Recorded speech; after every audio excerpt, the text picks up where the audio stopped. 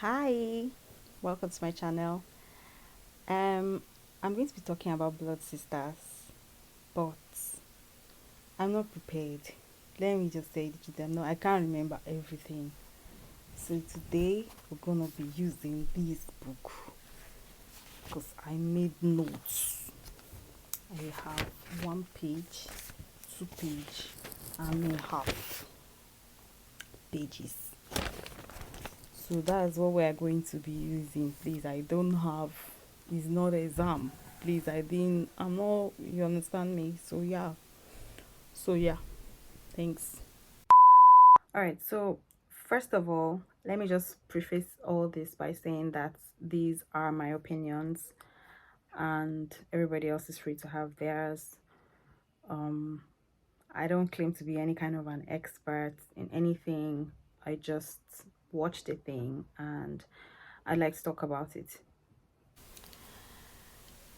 All right, so let's dive straight into my notebook here. So basically, Blood Sisters is a 4 part limited series that's exclusive to Netflix. Um, and it features a lot of familiar faces. We have Kate Henshaw, we have Nancy Sime, we have Ramsey Noah. There are others, like there are a lot of faces. I mean, even Zach Oji like does almost a cameo appearance in this. So there are a lot of familiar faces.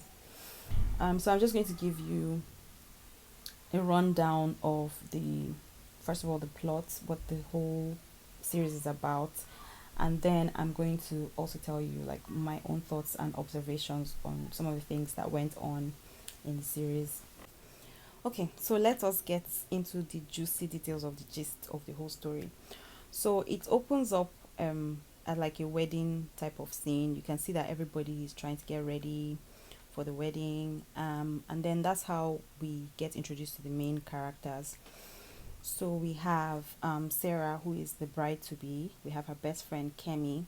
Then the groom to be is called Kola, and we meet his mother, played by Kate Henshaw. And then we also meet Kola's elder brother Femi and Femi's wife Yinka. And then we meet their younger sister Timane as well. So it's obvious to us that Kola's family holds all the power here. They are the rich ones, they are the big boys, and Sarah's family is, not too well off. Sarah's mother is played by Uche Jumbo, and I absolutely loved that casting because it was very, very refreshing for me to see Uche Jumbo play that kind of a role, like, a grown person's mother. And I think it suited her. I think it was a good choice for her, and I think she did a good job, you know, just bringing that character to life. Her husband, I can't remember his real name, I swear, and I didn't check it up, but his accent, he was using his accent during, the series, like an Igbo man's accent, and it was, yeah, I feel like he could have practiced a bit more if the accent was absolutely necessary for him to pull off the role. So yeah, that was like a bit of a problem for me. Anyways, so the main cocoa begins before this wedding, right? So we get to find out that all is not as it seems between Kola and Sarah. Even though they are about to get married, they have issues. So we find out that Kola is abusive to Sarah, and that's like a whole other long story that will be revealed to you during the course of the series.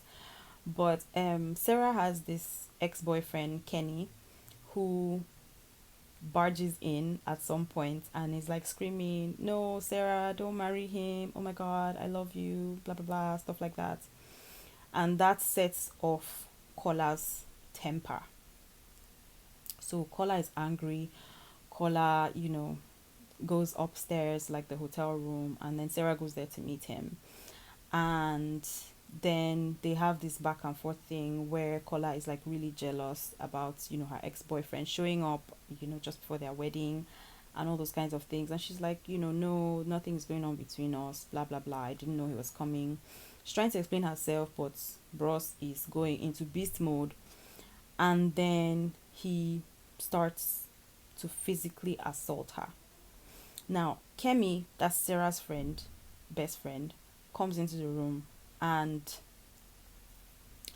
she is not pleased about this. It's obvious that she knew about this like the whole time. She has known about the history of, abuse and everything, and she's obviously not happy about it at all. So, one thing leads to another, and Kemi ends up shooting Kola with Kola's gun that fell out of Kola's pockets. So yeah, so basically, Kemi has killed the groom, and there's like a whole bunch of wedding guests downstairs waiting for the wedding that they all came to attend. So that is where the gang begins. So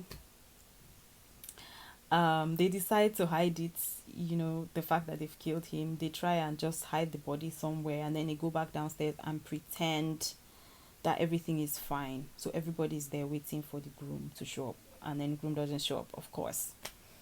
So they kind of assume that he has changed his mind about the wedding and has like run away and decided not to go through with it.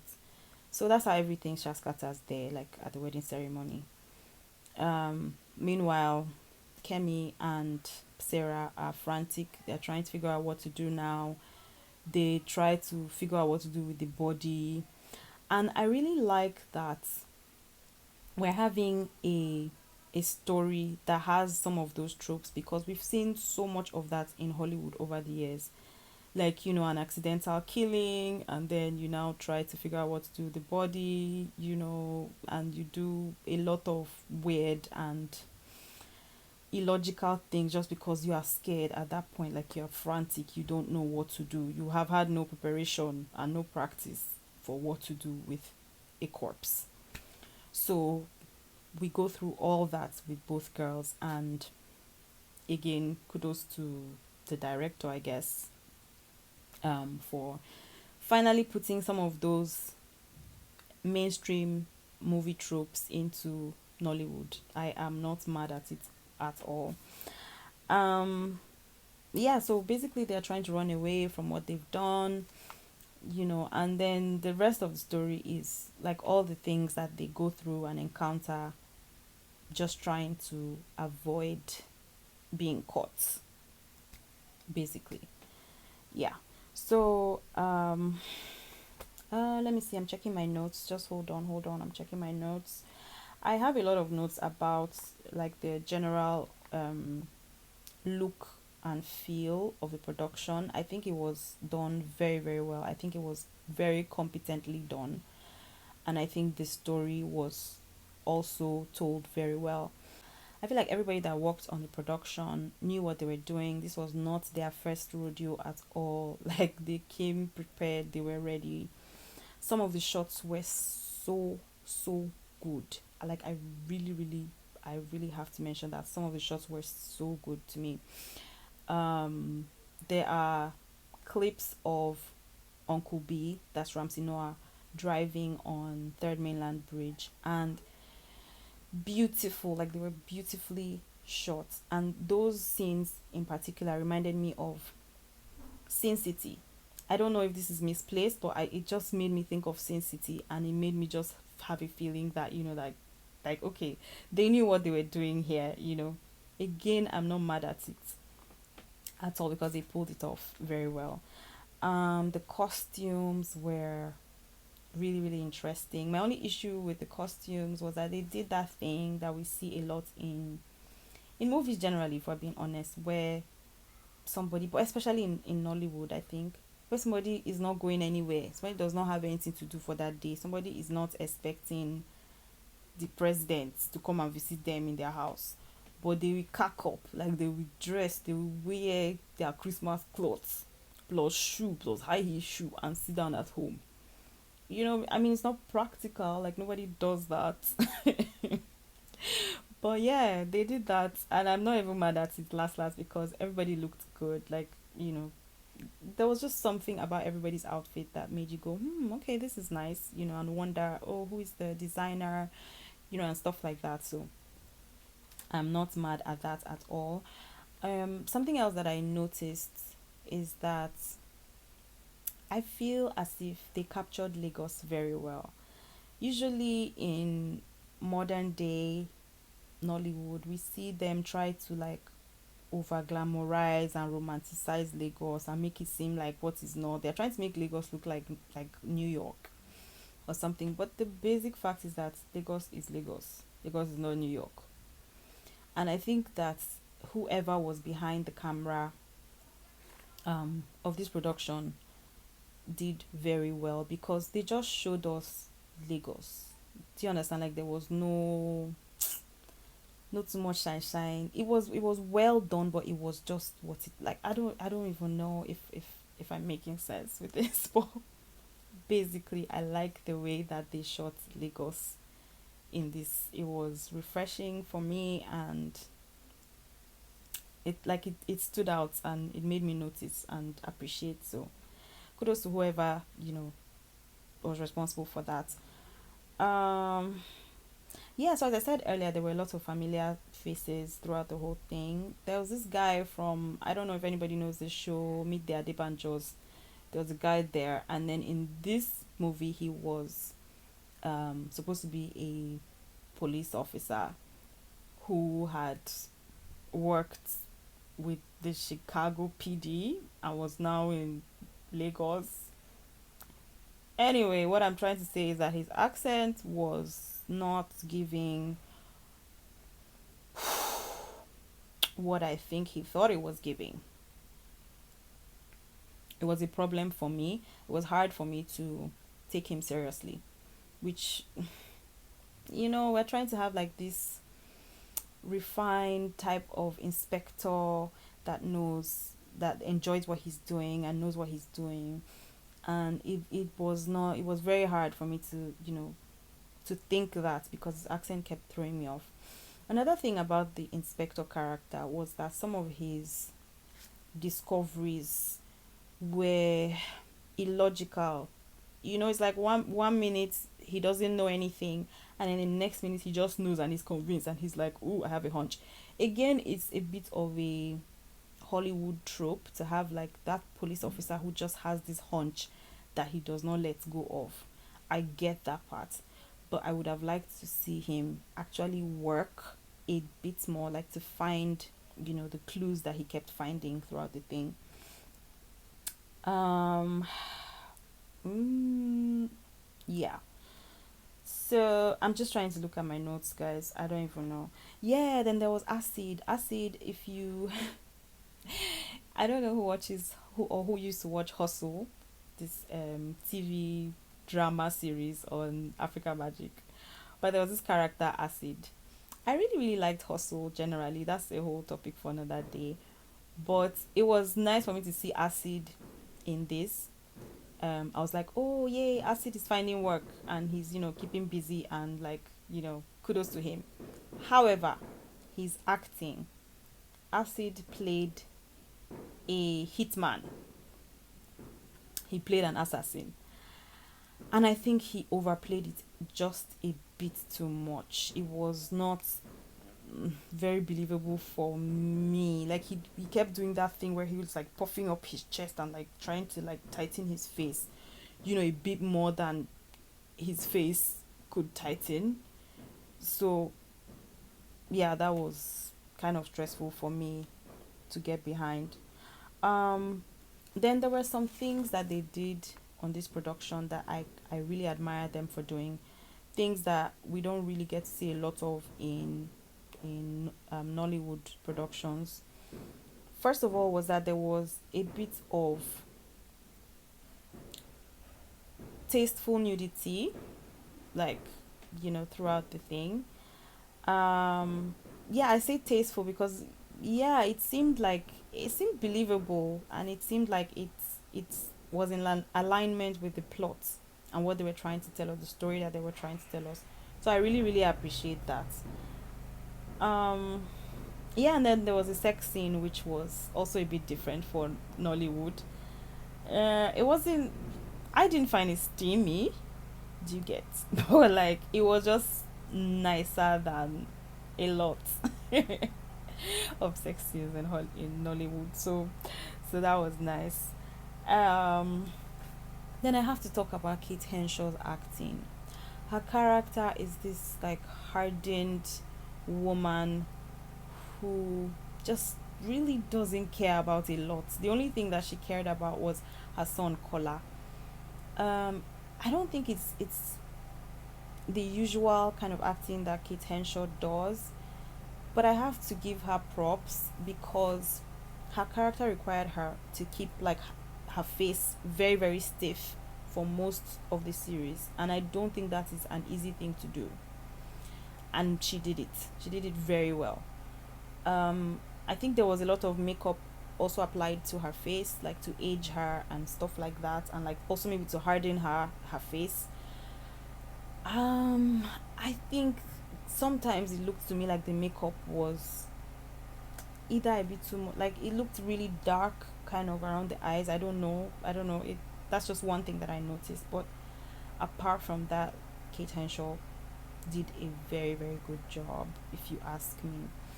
And then we had our breakout star, Timei. That's Kola's younger sister. Um, she tried, like she tried. She did a good job, and I like that she seemed to be like an unknown face, even though I think she has been in a couple of other things. But it just seemed like a nice touch to use a fresh face, to take that leap and use a fresh face. And it worked out for them because she did amazing. She killed it. Let me see. Yeah, another thing that I noticed was that in one of the scenes there was an actual joint that was smoked, not like a prop joint. Like, it actually looked like a joint. It's a small thing, but it's something that always kind of scratches me the wrong way when I see it in movies. Like, somebody wants to smoke a joint and then you can tell that it's just paper. Like, somebody just tore paper from their notebook and then rolled it round, and then they are lighting it, and then you can just see that, oh, this is just paper burning. But in this scene it was more believable, and that was nice. Like, okay, I was like, okay, okay, okay, Nigeria, okay, okay, I see you, all right. um I'm just looking at one of the notes I made here. I said Ramsey Noah is silent and wonderful, embodying the mystery and confidence of his character Uncle B. And then there's a note that I made under that, as in Jason Statham could never.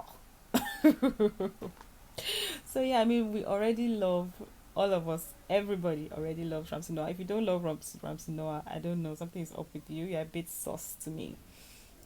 But ever since living in bondage, breaking free, Ramsey Noah's acting has just stepped up. Like, there's just some, it's just like almost something happened, and he just gauged, like he just balanced, he just, you know what I'm saying. He was really, really good in this production as well. He didn't have a lot of speaking parts, but I think that his acting was really good. Is that the end of my notes? Oh, and then Wofai was in this as well. Wofai Fada, she was, I think, Kola's ex-girlfriend. Her acting was different in this one. Different in a good way for me. Yeah, it was different in a good way for me. She had an injury on her face, and I did not appreciate the makeup. I'm sorry, guys. I did not appreciate the makeup. I felt like the makeup could have looked better. Blood, I think blood makeup is tricky because you have to be conscious of, is it a fresh wound? Has the wound started healing? Because all those things like determine the shade of the blood or the wound itself. So I think that could have been done a little bit better. That wasn't, I didn't really appreciate that so much. So yeah, so that's basically the story. So it, It's named because, Kemi, the two female leads, Sarah and Kemi, are literally joined by blood because they have killed someone. And in fact, they go on to kill again, actually. Um, yeah, so I don't want to give too much of the story away, but the whole thing was a hit for me because I think that it succeeded in giving entertainment, which is why we watch movies and series anyway. So it was entertaining. I found it very entertaining. Um, yeah, there were little, like, there were hiccups here and there, but I mean there are hiccups everywhere in any, even in an Avengers movie. If you really like, if you sit down and really follow it, you go find the hiccups. You understand? You will find a few things that may not really be adding up. But for me, though, personally, I really, really appreciated like the effort of everybody that came together to make this work and to make it a success, because I think that it was a success. Period. So yeah, I feel like I've been talking for years. I'm tired and I think I'm getting hungry and it's going to look for food. But anyway, I just wanted to come here and drop my own 2 cents, and hopefully if you find this interesting and engaging, I'll probably make a habit of dropping by to talk to you about what I've watched and how I feel about it. So, thank you for watching to this point. Don't forget to like and subscribe and leave a comment and tell me what you think and tell me what I should do next. If there's a movie that you've been putting off watching because you're not sure how it's gonna be, just tell me the name of that film, and one day I'm gonna sit down. If I've not watched it already, by the way, I'm gonna sit down just because of you. I'm gonna sit down, I'm gonna take my time, I'm gonna watch that thing, and I'm gonna come back and tell you how it is, whether you should waste your 2 hours. It's better for you to watch my 10-15 minutes than to watch that 2-3 hours that you are not sure of. So I'm gonna do that for you, so just let me know. Okay, I got you. Peace out.